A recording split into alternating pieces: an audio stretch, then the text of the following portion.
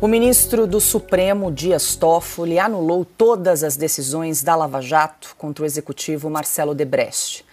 Segundo o ministro, a 13ª Vara Federal de Curitiba, sob o comando do então juiz Sérgio Moro, foi parcial e agiu em conluio com a acusação.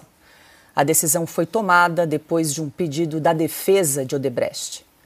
Os advogados argumentaram que o caso do empresário era semelhante ao de outros réus da Lava Jato, que tiveram os processos anulados por irregularidades na condução das investigações.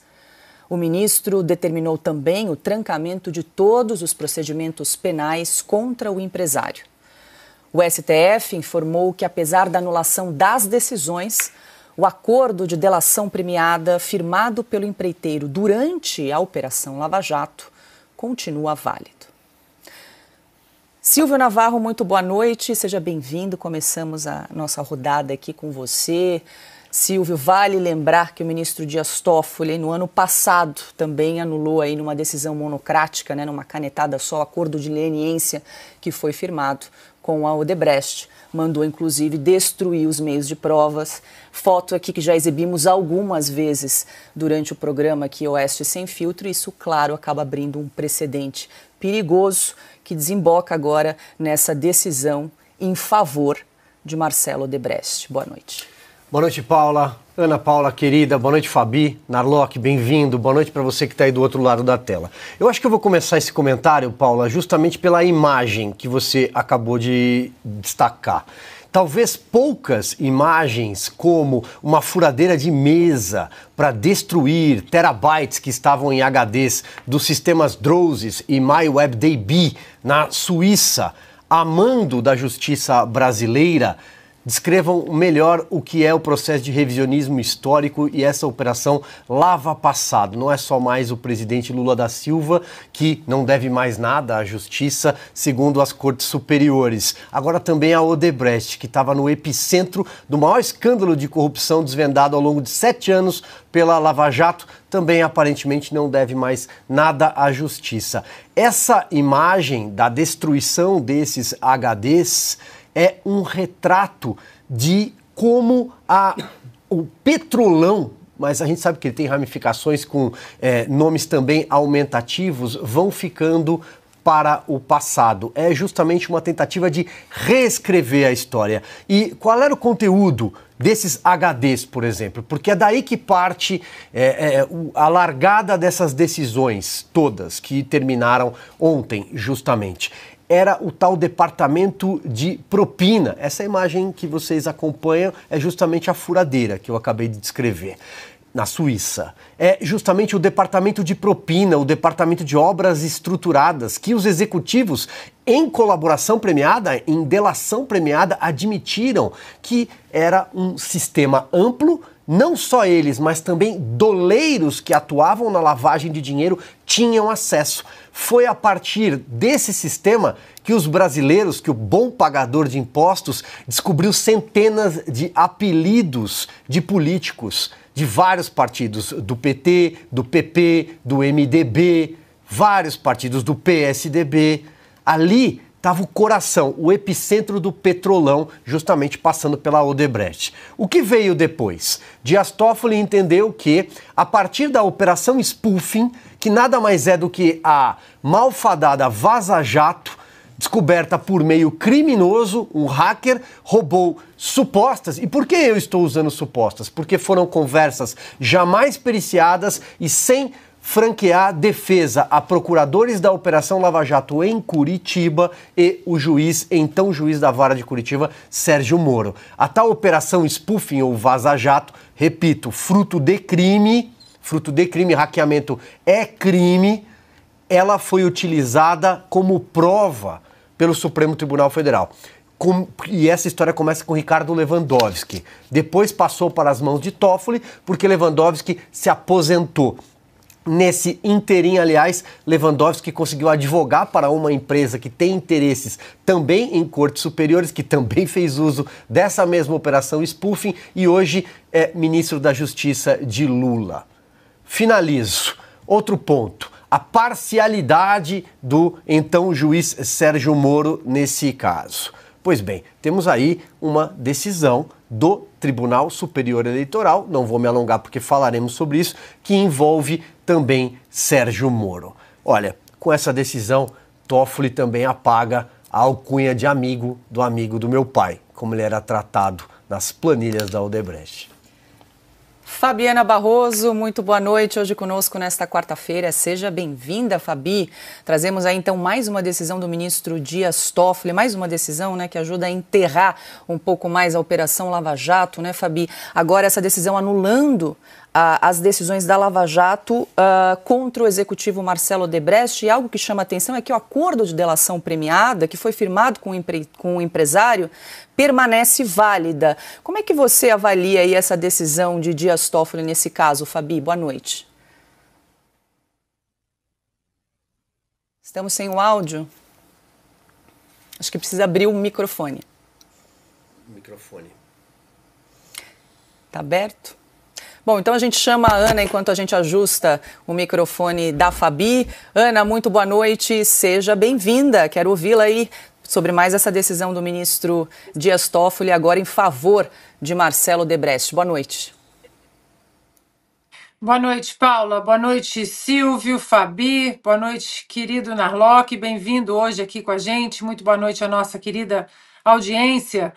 Olha, mais um dia estranho, né? Para o Brasil, não deixa de ser surpresa, mas continua sendo estranho. É a tal democracia relativa. Infelizmente, uma composição de uma Suprema Corte completamente ativista, política, que não segura a nossa Constituição acima das suas opiniões políticas e ideológicas. Então, Paula, depois, né, do brilhante retrato que o Silvio colocou, o meu comentário eu vou finalizar já apenas lendo um trechinho de um documento do Departamento de Justiça dos Estados Unidos da América. O que eu vou ler não é nenhuma matéria de jornal, seja ele mais para a direita, para a esquerda, com os democratas ou com os republicanos. É um documento do Departamento de Justiça dos Estados Unidos, de 21 de dezembro de 2016, que diz o seguinte, aspas para esse importante documento. Odebrecht e Braskem se declaram culpadas e concordam em pagar pelo menos 3,5 bilhões de dólares em penalidades para resolver o maior caso de suborno e corrupção da história. Aí vem, esse é o título, né, do documento. Aí vem em seguida a Odebrecht S.A., um conglomerado global de construção com sede no Brasil, e a Braskem S.A., uma empresa petroquímica brasileira, declararam-se culpadas hoje, 21 de dezembro de 2016, e concordaram em pagar uma multa total combinada de pelo menos 3,5 bilhões de dólares para resolver acusações com autoridades nos Estados Unidos. Estados Unidos, Brasil e Suíça, resultantes dos seus esquemas para pagar centenas de milhões de dólares em subornos a funcionários governamentais em todo o mundo. O documento é longo, mas peguei só mais um trechinho. Aí diz o Attorney General, né, que é o nosso procurador-geral. Estas resoluções são resultado de um esforço multinacional extraordinário para identificar, investigar e processar um esquema de corrupção altamente complexo e duradouro que resultou no pagamento pelas empresas acusadas de perto de milhões de dólares, desculpa, é que eu estou traduzindo aqui do inglês, milhões de dólares em subornos a funcionários de todos os níveis do governo em muitos países. A Odebrecht se declara culpada de uma acusação de informação criminal apresentada pela seção de fraude da Divisão Criminal do Departamento de Justiça dos Estados Unidos. Como é que fica isso agora, Paula? Apaga esse passado também? Os nossos ministros ativistas da Suprema Corte vão conseguir apagar esse passado também? Nos Estados Unidos, na Suíça, quantos países fizeram parte da força-tarefa da Lava Jato em cooperação para desmontar e expor as vísceras do maior esquema de corrupção de qualquer democracia? não vai ter jeito, né? Só brigando com a verdade. Fabi Barroso, vou jogar aqui para você, Fabi. O ministro Dias Toffoli derrubou, então, todas essas decisões contra o empresário Marcelo Odebrecht. Agora, Marcelo Odebrecht é um empresário que é réu, confesso, firmou aí um acordo de colaboração premiada com a Operação Lava Jato à época, admitiu propina, e o ministro Dias Toffoli manteve esse acordo de colaboração premiada válido. Como é que fica essa história aí, Fabi? Explica pra gente. Boa noite. Boa noite, Paula. Boa noite a todos aqui da bancada. Boa noite a todos aqui da audiência. Bom, para nós que somos do direito, é uma eterna interrogação, né? Não dá para explicar algo que não é jurídico, é meramente político. Inclusive, eu estava lendo, né? A gente recorre a outros advogados para ver se alguém desvendou o mistério misterioso, mas realmente a gente tem que começar pelo ponto político, né? O quanto a amizade é preciosa nesses casos, né? Não tem o mínimo nexo nem jurídico, político não se sabe, né? Porque a política no Brasil está realmente lamentável e degradante.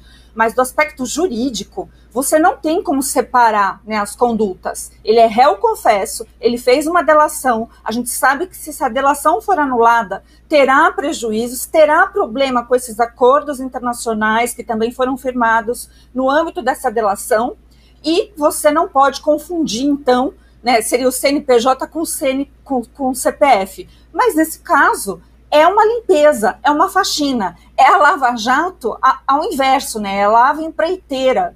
Porque a impressão que nós temos quando lemos essas decisões que dão uma pirueta no universo jurídico para poder legitimar algo que até os próprios advogados de esquerda, tá, pessoal, estão contestando. Eu não vi ninguém ainda com objetivo jurídico que eu vinha até trazer assim, olha, existe esse outro lado. Como, por exemplo, ontem eu falei na questão do Dirceu que realmente existe uma prescrição, né? Uma prescrição intercorrente, mas existe. Mas no caso do Odebrecht aqui, do Marcelo Odebrecht e dos seus, né, os ligados ali que estão todos sendo anulados, é um revisionismo histórico e jurídico que não tem coerência. Então, Paula, essa pergunta nós deveríamos repassar aos representantes, então, do judiciário, que tem tornado o Brasil essa insegurança jurídica plena, porque realmente eu não sei te responder, não tem como você desmembrar esse tipo de conduta, né?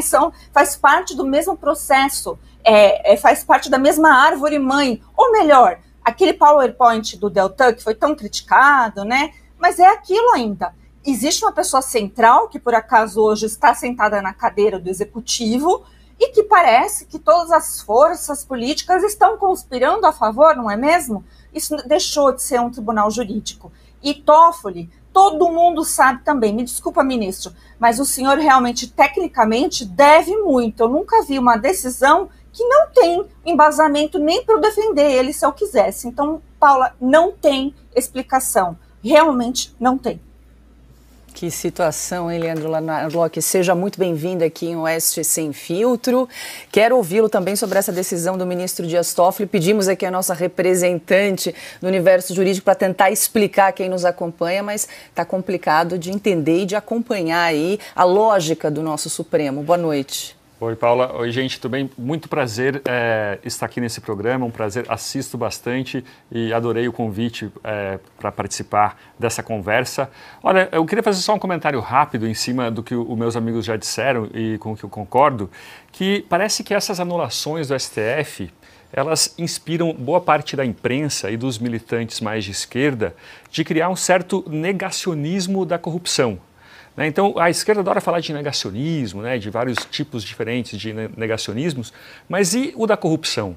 Né? O Dirceu, por exemplo, tem gente falando que ele foi absolvido, que ele, na verdade, a condenação dele foi um erro. Na verdade, não aconteceu nada disso, simplesmente a corte entendeu que a pena dele prescreveu, mas a condenação continua. E além disso, existem perguntas que ainda não foram respondidas, que jornalistas que se prezam tinham que perguntar toda vez para o Lula. Por exemplo, né, ampliando um pouco esse caso todo da Lava Jato, o sítio de Atibaia, que a Mônica Bergamo chamava de o sítio do Lula nas suas colunas.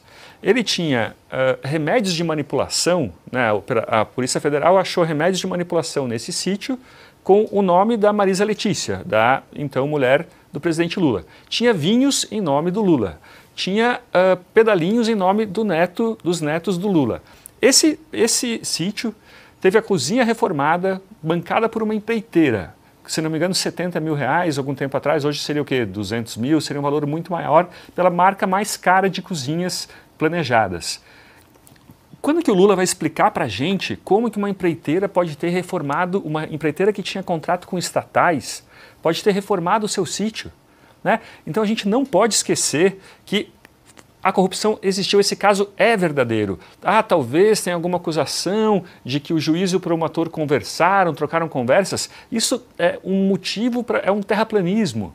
A gente não pode usar esses detalhes para negar o fato de que houve um caso absurdo de corrupção no Brasil. Muito bem, Narlock, muita gente dando as boas-vindas aqui no chat de Oeste Sem Filtro. Muita gente também perguntando aqui sobre Augusto Nunes e a Fabi quer completar, perguntando sobre o Augusto e também do Adalberto Piotto. Eles estão de folga logo mais, retornam aqui conosco. Fabi, para a gente fechar aqui o assunto da decisão do Dias Toffoli, vamos lá. Então, essa observação que o Narlock trouxe é importante em relação ao Dirceu. Vamos deixar bem claro esse ponto, pessoal. Houve a prescrição intercorrente, o que significa, de uma forma simplista, para todo mundo entender que houve a denúncia, houve a formalização, houve a condenação, né, constatação do crime e condenação.